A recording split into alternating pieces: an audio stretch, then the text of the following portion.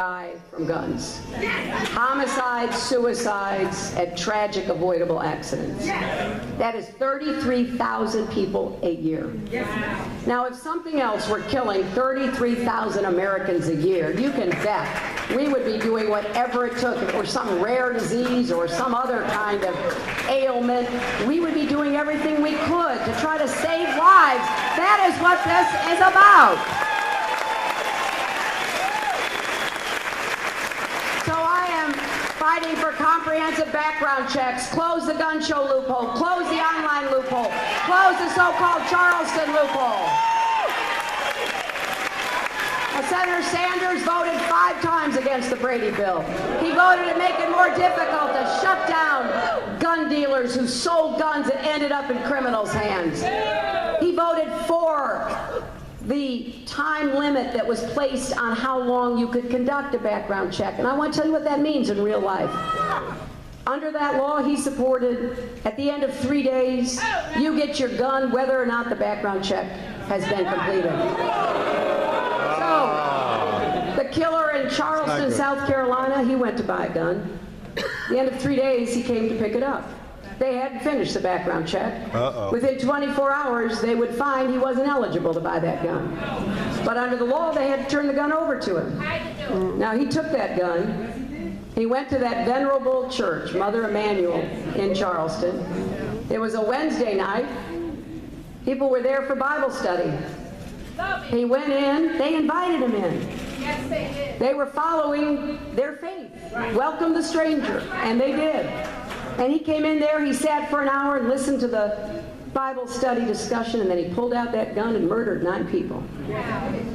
Now, we have got to stand up to those whose only interest is in selling more guns. And that's why when Senator Sanders voted for, and Barack Obama and I voted against, giving immunity from liability to gun makers and sellers, we were right not to grant that kind of blank check.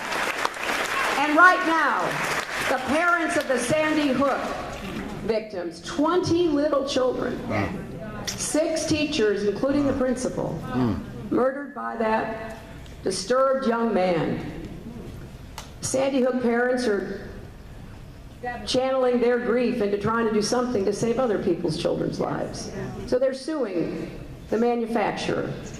And they're saying, look, you were selling that weapon to young people, and you were selling it on the basis that it would kill a lot of people. It's a military-style weapon. Right, that's right. They're bringing very good arguments. I don't know whether the arguments would prevail in a court, but the NRA is going to move that they can't even bring that case because of the bill that Senator Sanders voted for, that they are immune from those kinds of questions or accountability. There's no other industry in America that gets that kind of free pass. So please join me in this fight to get us to where we have more common sense gun measures to save lives. And so really, you know, the first test you should ask yourself about anybody running for president is, can they produce results? Can they protect our rights? Can they make our lives better?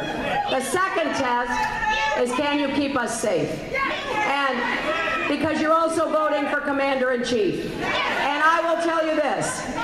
I feel very blessed to have had those 8 years as a senator from New York following 9/11, where I had a terrible, terrible introduction to the kind of brutality and evil that could be visited on us. And then as Secretary of State, I took part in the most consequential counterterrorism decision that we've had to make, and that is to go after bin Laden. And I was honored to be in the small group of people advising President Obama.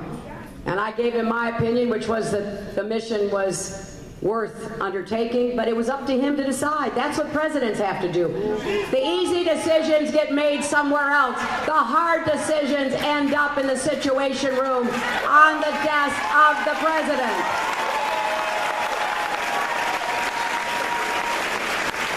That's why we've got to be united in our fight against terrorism, and I want to just make this point because I feel really strongly about it. when you listen to either Donald Trump or Ted Cruz say the really shameful and offensive things they say, they're also dangerous. When Trump says, well, let's bar all Muslims from coming to the United States, a country founded on religious liberty. This city was a beacon of religious liberty.